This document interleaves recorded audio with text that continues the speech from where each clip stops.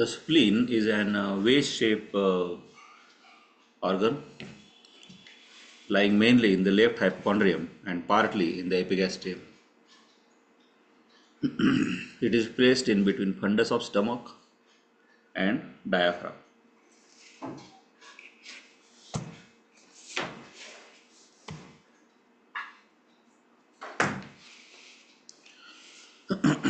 तो definition part में what is spleen, what is it, then where is it, then how is it, then what is its importance, वो याद रखेंगे। Spleen क्या है, कैसी है। इट इज़ अ वेस्ट shape organ lying mainly in the left hypochondrium and partly in the epigastrium, and it is placed in between fundus of stomach and the diaphragm. It is soft, highly vascular and dark purple in color, and it is a lymphatic organ connected to the blood vascular system, acts as a filter for blood, and it plays an important role in immune responses of the body. तो उसका importance क्या है, उसका function क्या है? तो immune response है। It forms the T lymphocytes which will fight against the bacterial toxins, bacteremia and other toxic things. So it works like WBCs. It produces T lymphocytes. It filters blood. So, and it is a lymphatic organ. It is the largest lymphatic organ. ऐसा बोला जाता है कि आपके ओरोफैरिंग्स में जो tonsils है, जो टॉन्सिल्स जिसको टॉन्सिल्स बोलते हो आप, वो जैसे लिम्फेटिक ऑर्गन है। तो वो फैरिंग्स में प्रेजेंट होते हैं टॉन्सिल्स। तो ऐसा पूछते हैं कि एब्डोमेन का टॉन्सिल कौन सा है, तो सेम फंक्शन है स्प्लीन का। तो it is called as tonsil of abdomen.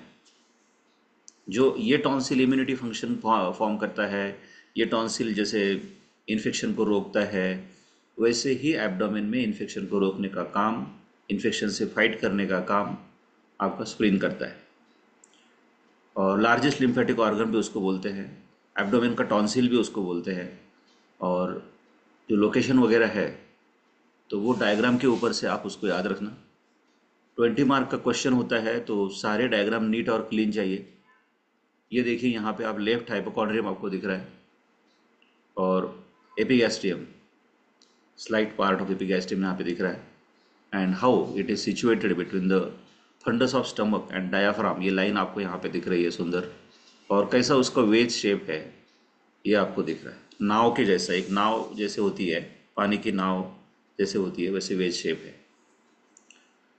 तो यहाँ तक अगर अंडरस्टैंडिंग हो गया हो तो हम आगे चलेंगे। 10 सेकंड के लिए मैं वेट करूँगा आपका। कोई डिफ़िकल्टी हो तो आप मुझे बताओ स्प्लीन के बारे में।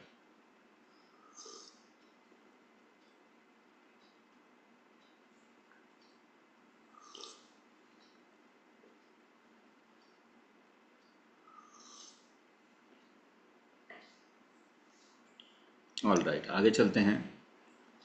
मेजरमेंट्स में थिकनेस 1 इंच थिक है वो, देन 3 इंचेस ब्रॉड है, 5 इंचेस लॉन्ग है, 7 आउंसेस इन वेट है एंड रिलेटेड विथ 9 to 11 तरीब है। तो हमने इसको ऐसा याद रखा है कि ऑड नंबर से आप याद रखें, 1, 3, 5, 7, 9, 11, ऐसे ऑड नंबर से आप इसके मेजरमेंट्स याद रखेंगे, जिसमें कि 1 inch for thickness, then 3 inches broad, 5 inches long. Length हमेशा ज़्यादा होती है तो इससे याद रहेगा वो 3 और 5 में डिफरेंस। लेंथ ज़्यादा होती है और ब्रीड्थ कम होती है। और 7 आउंसेस इन वेट, ब्रीड्थ और लेंथ होने के बाद हम वेट ही बोलेंगे। और रिलेटेड विद 9 to 11 तरीके।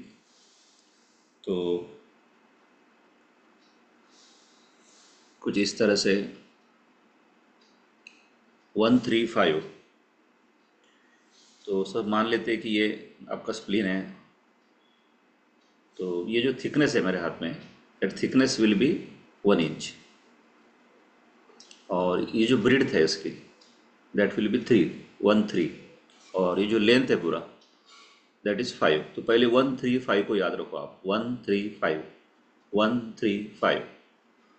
ये थिकनेस 1 इंच है, और ये जो ब्रीड्थ है ये 3 इंचेस है, और ये जो लेंथ है ये 5। अब आता है 7, तो वज़न किया है उसका, तो 7 आउंसेस, 1 आउंस लगभग 30 ग्राम का होता है। तो 7 आउंसेस का वेट है, और 9 to 11 रिब, अपने रिब को टच करें आप देखें तो साइड साइड में जो एक्जिला में से लाइन जाती है, तो वहाँ पर 9 to 11 रिब।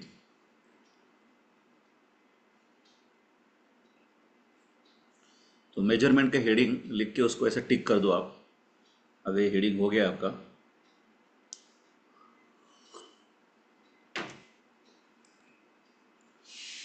फिर आते हैं पोजीशन पे।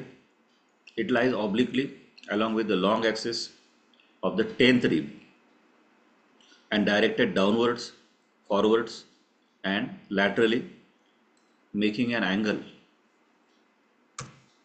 of 45 degree with horizontal. So it lies obliquely along with the long axis of the 10th rib and directed downwards, forwards and laterally. Downwards, forwards और laterally लेके जाओ उसको, making an angle of 45 degree with the horizontal। वो ऐसा दिखता है। एक minute,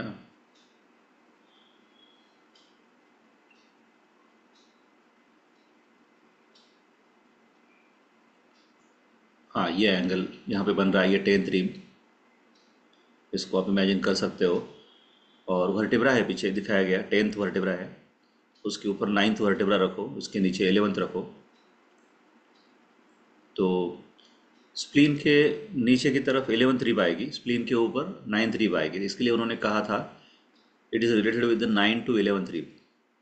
और 10th रिब जो दिख रही है उसका लॉन्ग एक्सिस उसके अलोंग स्प्लीन ऐसा बैठा हुआ है।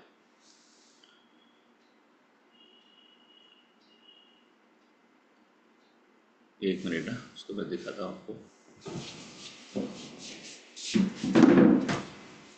अगर वर्टिब्रेस को आप समझ रहे हो तो वर्टिब्रा नंबर 9, देन 10 एंड 11, जैसे 9, 10 और 11 वर्टिब्रा है पीछे आपका, और ये 9th रिब है, और ये 10th रिब है, और ये 11th रिब है, ऐसे राइट साइड में। तो रिब का पोस्टीरियर पार्ट,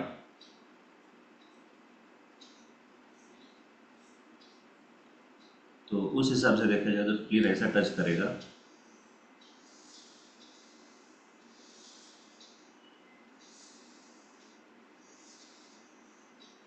लॉन्ग एक्सिस जो वो ले रहा है वो 10th का ले रहा है, दिख रहा है आपको डायग्राम में यहाँ पे, वो 10th का लॉन्ग एक्सिस ले रहा है, और ऊपर 9 है, नीचे 11 है।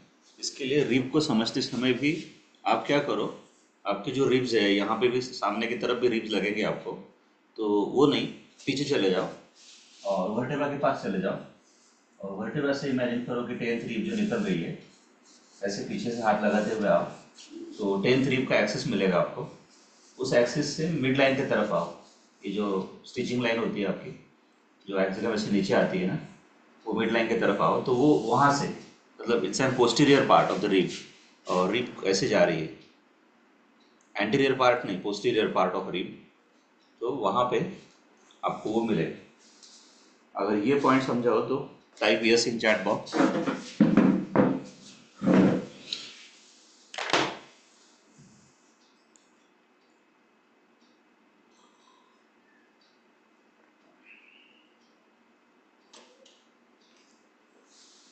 हाँ yes, thank you thank you thank you. अच्छा लगता है एक एक पॉइंट समझ के हम आगे जाते हैं। तो कैसे वो 10th रिब के पास सिचुएटेड है, उसका एक्सिस सर ने समझाया।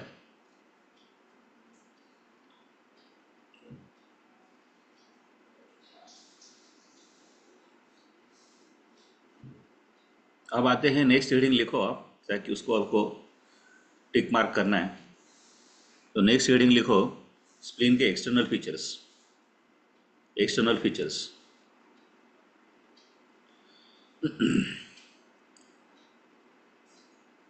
Yes.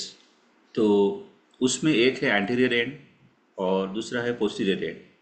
Anterior end is directed downwards, forwards and reaches up to the mid axillary line, and posterior end is rounded and directed upwards, backwards and medially and rests upon the upper bowl of the left kidney।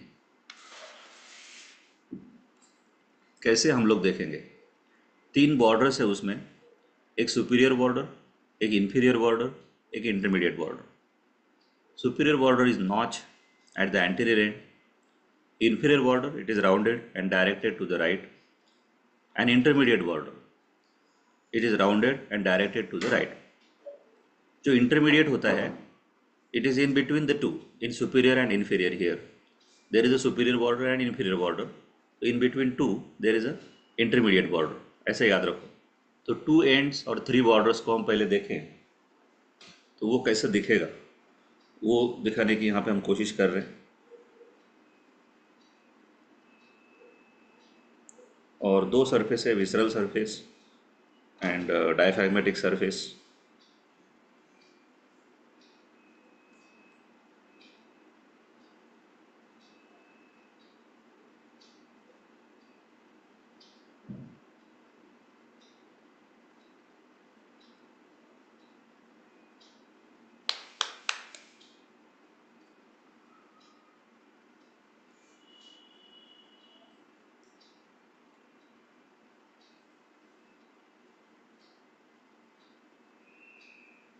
ये सुंदर demonstration मैं आपको दिखाऊंगा।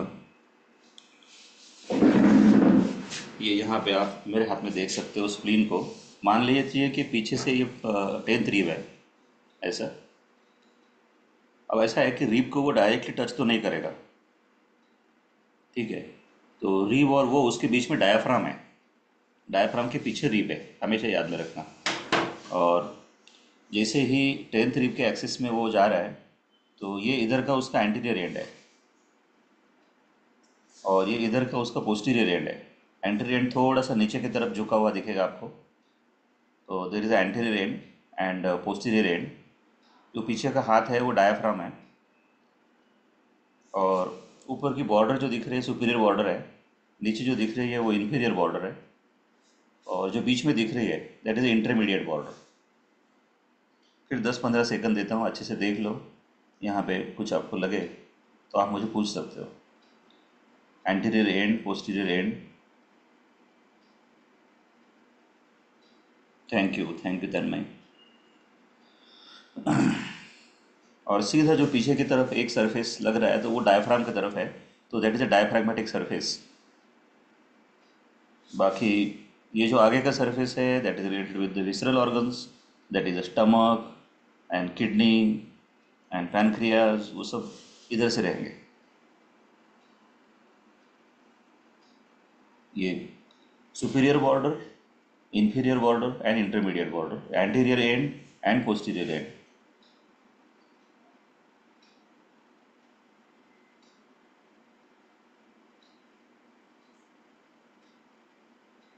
ठीक है, मैं समझता हूँ कि कोई डिफिकल्टी नहीं है,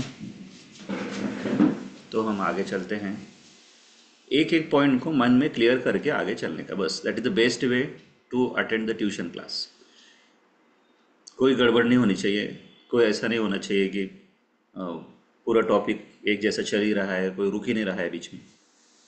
तो मैं रुकूंगा 10 सेकंड। एक्सटर्नल फीचर्स, और जिस समय जो पॉइंट चल रहा है ना उसी के ऊपर फोकस करो, अपना फोकस हटने मत दो, ताकि बाद में जब आप रिवीजन करेंगे ना तब आपको इजी जाएगा फिर।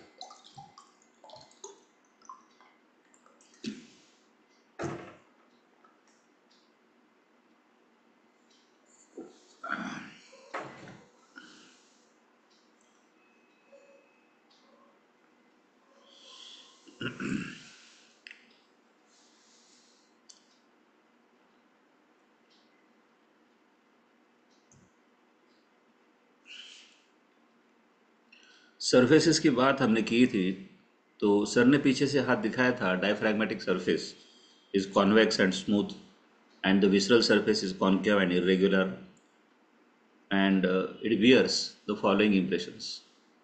It bears the following impressions. जो विसरल सरफेस है उस पे जो भी वहाँ पे ऑर्गन्स है उसकी वजह से कुछ इंप्रेशंस आए, like impression for fundus of stomach lies in between superior and intermediate border. Then renal impressions for the left kidney lies between the intermediate and inferior border. And colic impression, it is for splenic flexure of colon and present at the adjoining part of the anterior end of the spleen. And pancreatic impression for the tail of pancreas. तो चार चार important organ के impressions आए, जैसे एक मिट्टी होती है, गीली मिट्टी होती है, और गीली मिट्टी के ऊपर आपके फुटप्रिंट्स आते हैं, अगर आप चलते हो तो आपके पैरों के निशान आते हैं, तो वो उसको हम इम्प्रेशंस कहेंगे यहाँ पे।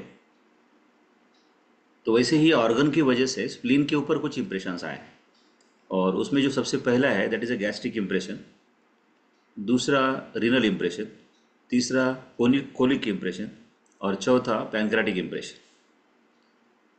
तो कैसा होता है, इंटरेस्टिंग है, वो मैं आपको दिखाऊंगा। ये स्प्लीन है मेरे पास,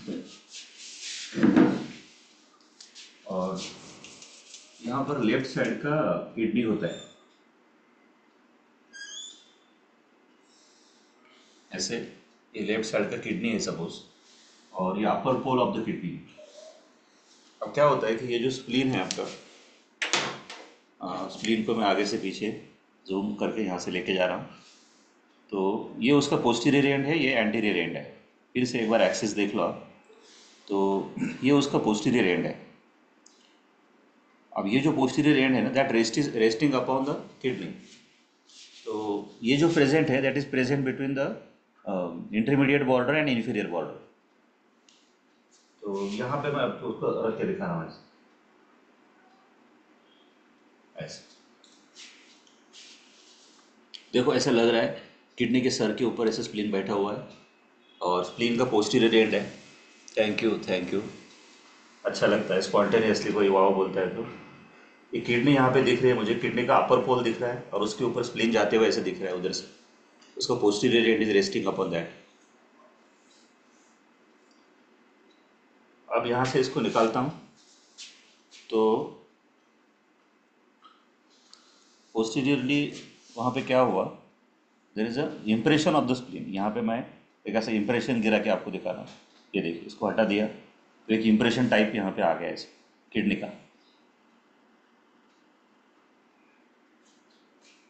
वैसे ही क्या हुआ कि स्टमक जो है, वहाँ से जो स्टमक बैठा हुआ है, तो उसका इम्प्रेशन यहाँ आया है, ये जो between the superior border and intermediate border.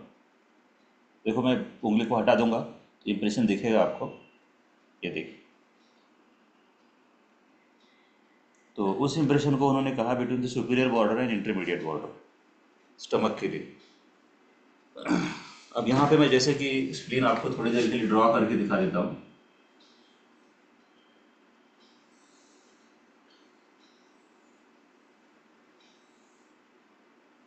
ये ऐसे स्प्लीन को मैंने ड्रॉ किया, ये उसका एंटीरियर एंड है, और क्या होता है कि यहाँ से ट्रांसवर्स कोलॉन जैसे ही आगे जाता है, तो ट्रांसवर्स कोलॉन का स्प्लेनिक फ्लेक्चर बन जाता है। तो देखिए यहाँ पे वो ऐसा दिख रहा है कि ट्रांसवर्स कोलॉन जब टर्न होता है, टर्निंग पॉइंट जब होता है ना, तब उसको फ्लेक्चर बोलते हैं। तो यहाँ पर स्प्लीन के पास टर्न हो रहा है, और यहाँ पर एंटीरियर एंड के पास टर्न हो रहा है, तो यहाँ पे आपको कोलिक इंप्रेशन मिलेगा, मतलब वो यहाँ पे रहेगा एंटीरियर एंड के पास। एक हल्का सा इंप्रेशन मैं कर रहा हूँ, देखो मैं अभी उंगली को हटा दूंगा, ये देखो यहाँ पर एक इंप्रेशन आएगा एंटीरियर एंड के पास, जो कि कोलॉन का है, स्प्लेनिक फ्लेक्चर ऑफ कोलॉन का है, तो कोलिक फ्लेक्चर हो गया। और वैसे ही मैं आपको दिखाता हूँ यहाँ पे pancreas, pancreas, head of pancreas, neck of pancreas, body body of pancreas.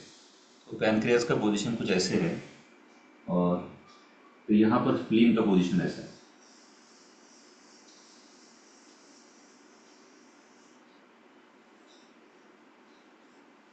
और पैनक्रियास स्प्लीन की तरफ जा रहा है।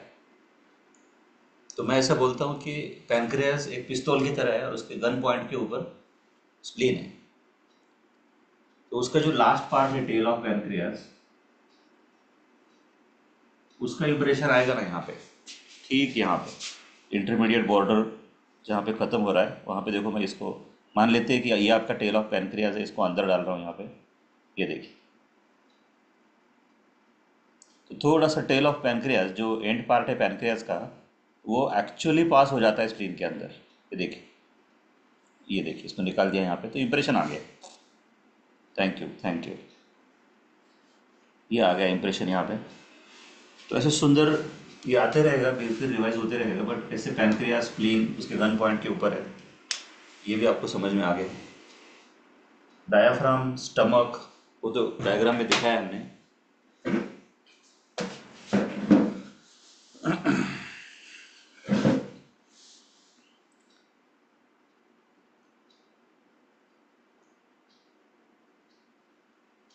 तो एब्डोमेन में ये सुंदरता है कि डिफरेंट ऑर्गन का inter relationship it's very beautiful. ये देखो, यहाँ पे मैं आपको डायाफ्राम दिखाने की कोशिश कर रहा हूँ।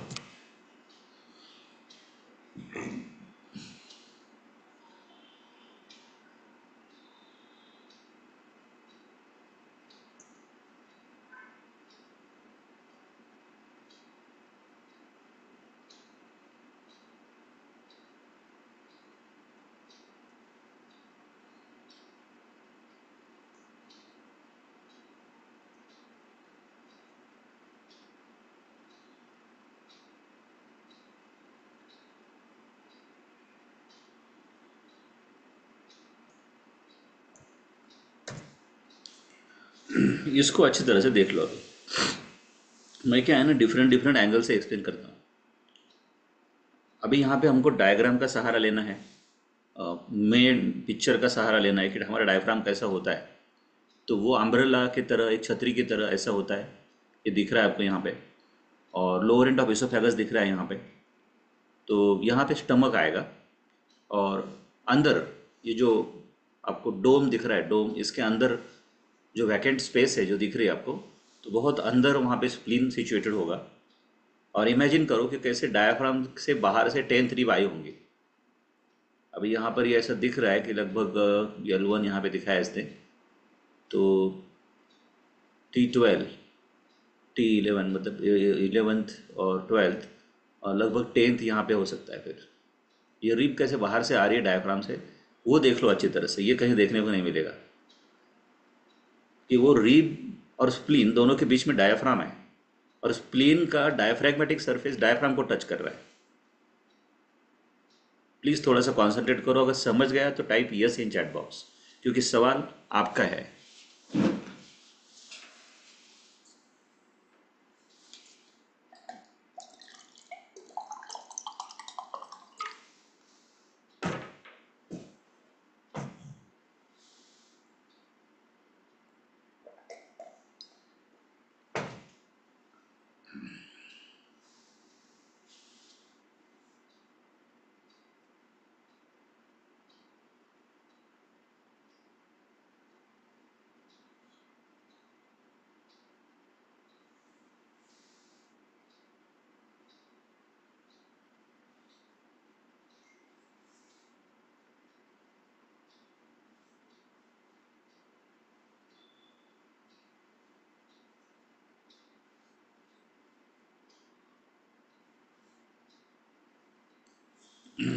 देख लो प्लीज़, जो उसका डायफ्रैग्मेटिक सरफेस है बाहर का, इस हाथ को मैंने ऐसा पकड़ा था, मैंने कहा था कि ये पीछे डायफ्राम है। क्या ये समझ में आया आपको? और डायफ्राम के बाहर से रिब्स है पीछे।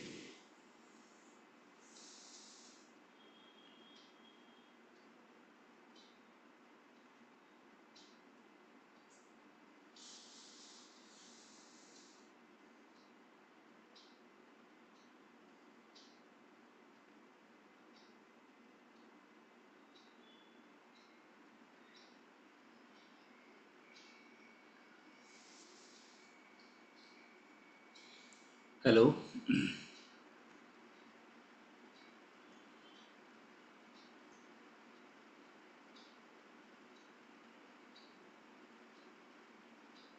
नेक्स्ट पॉइंट आता है आपका हाइलम।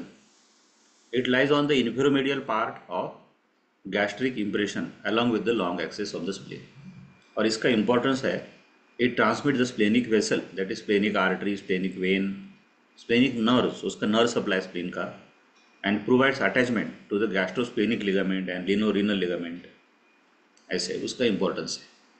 तो ये हाइलम कैसे होगा? इंफ्रोमीडियल पार्ट में गैस्ट्रिक इंप्रेशन के लॉन्ग एक्सिस में, उसको हम देखेंगे। ये स्प्लीन है आपका, यहाँ पे तो पैंक्रियास को लाया था मैं। तो ऐसे यहाँ पे आपका गैस्ट्रिक इंप्रेशन है ऊपर between the superior border and intermediate border. तो उसके नीचे ये इंटरमीडिएट बॉर्डर के लॉन्ग एक्सिस के पास में ही हाइलम है। ये हाइलम को मैं यहाँ पे दिखा रहा हूँ ऐसे। तो हाइलम मान लीजिए वो पॉइंट है कि हाइलम तब बोला जाता है जब उस ऑर्गन में एंट्री और एग्जिट हो रही है। जैसे आपका घर का मेन दरवाज़ा एक ही होता है, वो दरवाजे का लॉक आप खोलते हो और अंदर आप एंट्री करते हो, तो उसी दरवाजे में से आप अंदर जाते हो, घर में जाते हो। या फिर आप घर से बाहर आने का रहा तो उसी दरवाजे में से आप आते हो। तो मतलब अंदर जाना बाहर आना, अंदर जाना बाहर आना उसी दरवाजे में से होता है। तो हाइलम भी एनाटॉमिकली वो दरवाजा है कि उस ऑर्गन में अंदर जाना हो या बाहर आना हो तो सिर्फ हाइलम में से ही आप जा सकते हो। तो स्प्लीन में उसका ब्लड सप्लाई अंदर जाना ज़रूरी है, उसका वेनस ड्रेनेज वहाँ से निकलना ज़रूरी है, वहाँ के नर्व्स जाना ज़रूरी है। And that hilum is present along with the long axis of the intermediate border at the lower part of the gastric impression. This is a hilum.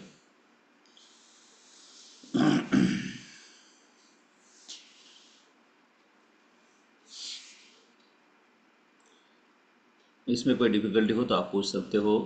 आपका माइक ऑन है, कोई प्रॉब्लम नहीं है। Now relations, peritoneal relations. The spleen is surrounded by peritoneum and suspended by following ligaments. Gastrosplenic ligament. तो ये peritoneal ligaments क्या होती है? ये दोनों ऑर्गन के बीच में एक छोटा सा कनेक्शन होता है, जोड़ने का काम करता है। तो यहाँ पे नाम आता है गैस्ट्रोस्प्लेनिक, ऐसा नाम आता है। तो between the stomach and spleen, उसके नाम से याद रखो, स्टमक और spleen extends from the hilum of spleen to the greater curvature of stomach. जो एक रिलेशन स्टार्टिंग में आपने देखा होगा यहाँ पर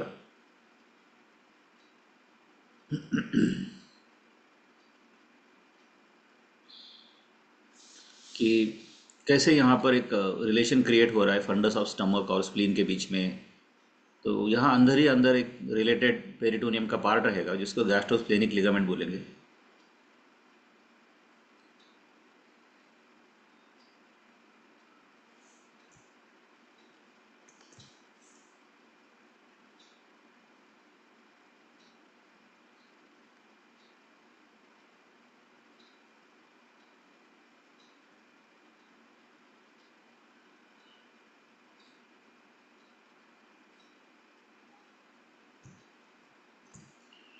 ये डायग्राम याद रखो यहाँ पे।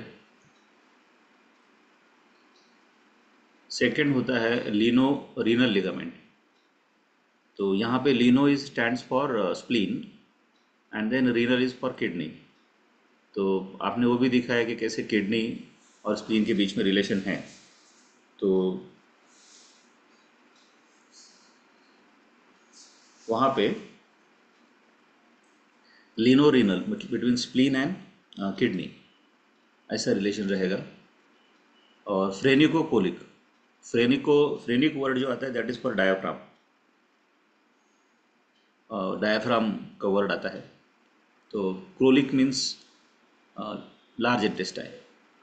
तो यहाँ पे डायग्राम में देखो कैसे यहाँ पे डायाफ्राम है, कोलॉन है, तो दोनों के बीच में एक लिगामेंट आएगा फ्रेनिको कोलिक।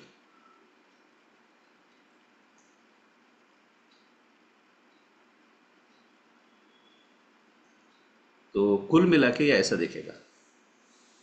इसको आप ध्यान से देखो, जहाँ जैसे आप खड़े हो तो मोस्ट एंटीरियरली स्टमक है, फिर स्प्लीन है, किडनी है, टेल ऑफ पैनक्रियाज है, तो गैस्ट्रोस्प्लेनिक लिगामेंट भी दिख रहा है, लिनोरिनल लिगामेंट भी दिख रहा है।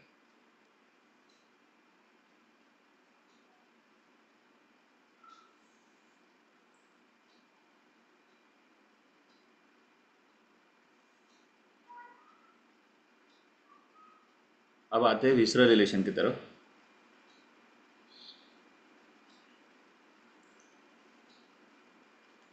The diaphragmatic surface, it is related with the diaphragm, which separate the spleen from pleura, lungs, left lungs, 9, 10th and 11th rib on the left side. तो ये डायग्राम मैंने पहले ही दिखाया आपको। बहुत अच्छी तरह से इस डायग्राम को समझना होगा कि डायाफ्राम कैसे है, उसके अंदर कैसा स्प्लीन बैठा हुआ है, और वो उसके पीछे देखो कैसे रिब्स है। तो diaphragm separates the spleen from the ribs, और डायफ्राम के ऊपर कैसे लेफ्ट प्लूरा, लेफ्ट लंग्स रहेंगे वहाँ पे, वो भी आपको लिखना पड़ेगा।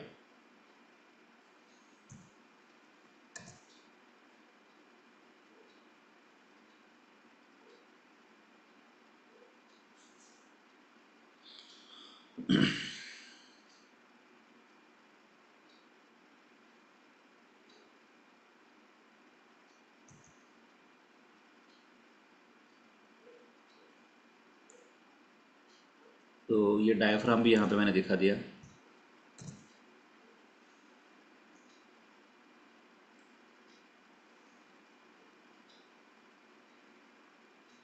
Visceral surface is related with the fundus of stomach, anterior surface of left kidney, tail of pancreas। तो ये लगभग वही है जो जिसके इम्प्रेशंस मैंने आपको दिखाए थे। अभी तक आपको क्लियर हो गया होगा कि कैसे वो यहाँ पे फंडस ऑफ स्टमक से रिलेटेड है और कोलॉन से रिलेटेड है, और मैं आपको दिखाऊँ किडनी से रिलेटेड है। Kidney, upper pole of the kidney, then tail of pancreas, splenic flexure of colon.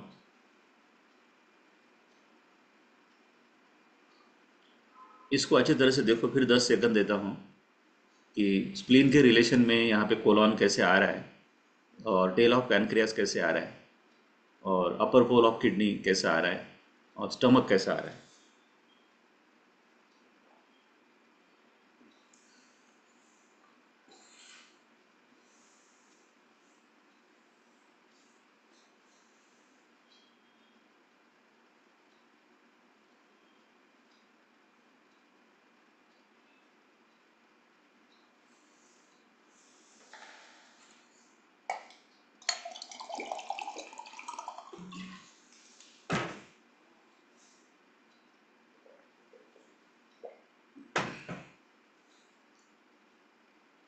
I hope कोई डिफिकल्टी नहीं है विसरल सरफेस में। So fundus of stomach, anterior surface of left kidney, tail of pancreas and splenic flexure of colon में आना चाहिए वहाँ पे।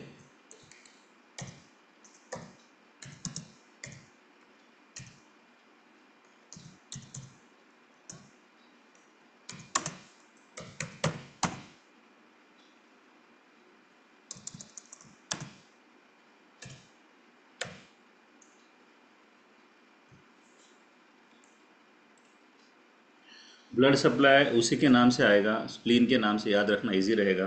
Splenic artery. Venous drainage उसी के नाम से आएगा, स्प्लेनिक वेन। और lymphatic drainage pancreatico splenic lymph nodes. Nerve supply sympathetic fibres from coeliac plexus. Functions में सबसे मेन फंक्शन इम्यूनिटी जो मैंने बताया था, that is phagocytosis, then haemopoiesis, lymphopoiesis, है ना। छोटे बच्चों में, लिटिल बेबीज़ में फॉर्मेशन, प्रोडक्शन ऑफ आरबीसीज करती है, और लिम्फोपोएसिस टी लिम्फोसाइट्स फॉर्म करती है, और स्टोरेज ऑफ आरबीसी करती है। अप्लाइड एनाटॉमी में palpation of the spleen, normally it is not palpable but enlarged about twice of its size and then it can be palpable under the left costal margin। अपना left costal margin imagine करो, वहाँ पे हाथ की इस margin से वो palpate होती है। Then splenomegaly, enlargement of the spleen, splenectomy, उसके नाम से ही एक्टॉमी जहाँ पर आता है, that is surgical removal of the spleen, that is called as splenectomy. जो बड़ा डिसीज हो जाता है कुछ, तो स्प्लीन को रिमूव करना पड़ता है। Then splenic puncture, spleen can be punctured through the 8th or 9th intercostal space in the mid-axillary line using the lumbar puncture needle। अगर स्प्लीन में कोई फ्लूइड वगैरह जमा हो जाता है तो एक लंबा निडल होता है, उसको लंबार पंक्चर निडल बोलते हैं। अब वो इमेजिन करो, आपका 8th और 9th intercostal space between the two ribs है ना। 8th intercostal space is present between the 8th and 9th rib, and 9th intercostal space is present between the 9th and 10th rib. तो वो दोनों के बीच में से या तो कहीं यूज़ करके निडल को अंदर डाल के उस सिरेंज से उसको निकाल लेते हैं, न्यू रिमूव कर लेते हैं। That is splenic puncture, splenectomy, splenomegaly, then palpation of the spleen. Functions में हम लोगों ने देखा phagocytosis, haemopoiesis, lymphopoiesis, लिम्फोपोएसिस।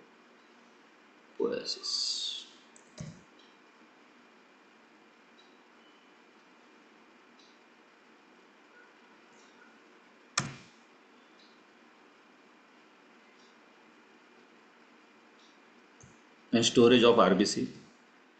Blood supply में स्प्लेनिक आर्टरी, वेनस ड्रेनेज में स्प्लेनिक वेन, फिर ये डायफ्राम से रिलेशन हमने देखा। विसरल रिलेशन में diaphragmatic surface related with the diaphragm and separates it from the pleura, left lung, 9th, 10th, 11th ribs. Visceral relation में related with the fundus of stomach, anterior surface of left kidney, then tail of pancreas, splenic flexure of colon, ऐसे दिखता था।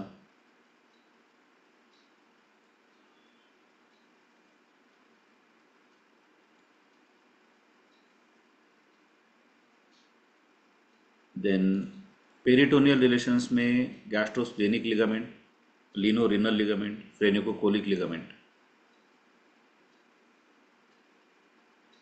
Hilum, inframedial part of gastric impression along with the long axis of the spleen, and it transmits the splenic vessels and nerves। फिर impressions में हमने बात की थी gastric impression जो कि फंडस ऑफ स्टमक के लिए होता है, रीनल इम्प्रेशन जो कि किडनी के लिए होता है, लेफ्ट किडनी के लिए, फिर colic impression and pancreatic impression for pancreas.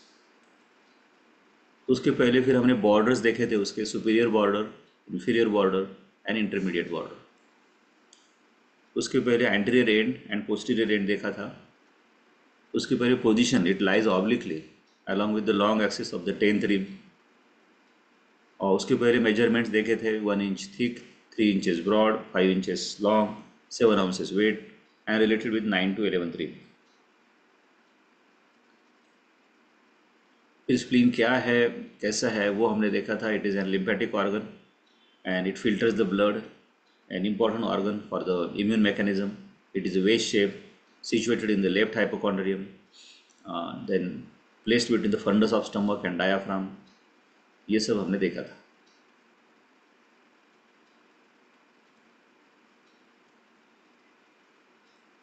Yes, I hope आपको टॉपिक अच्छे से समझ में आया होगा। इसको आज अच्छी तरह से देख लो, फिर कोई डिफ़िकल्टी है तो मेरे से शेयर करो। और जो लोग टेस्ट देना चाहते हो वो मुझे पर्सनली व्हाट्सएप करो कि सर मैं टेस्ट देना चाहती हूँ, मुझे प्लीज़ क्वेश्चन दीजिए, तो मैं क्वेश्चन डालूँगा आपको। क्योंकि सैटरडे संडे होता है और उसमें टेस्ट देनी होती है, उसका PDF फाइल करके आप मुझे भेजो, मैं चेक करके आपको भेज दूँगा मोबाइल के ऊपर। तो चलो फिर, गुड बाय।